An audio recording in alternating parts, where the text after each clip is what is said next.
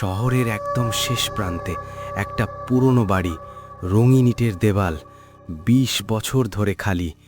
মানুষ কাছে আসে না, কারণ এখানে বাস করে অদ্ভুত কিছু।